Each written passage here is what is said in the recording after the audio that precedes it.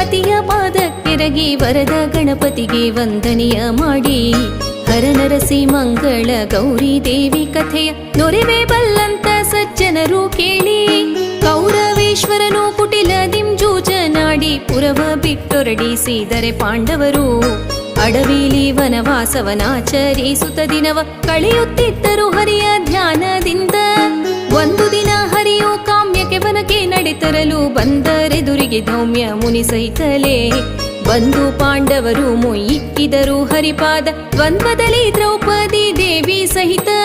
ನಾರಾಯಣ ತಾನು ನಗು ನಗುತ್ತ ದ್ರೌಪದಿಗೆ ಹೇಳಿದನು ಪೂರ್ವ ಜನ್ಮದ ಕರ್ಮವ ಮಾಡಿ ಅನುಭವಿಸಿದಲ್ಲದೆ ಬಿಡದು ಚಿಂತಿಸಬೇಡ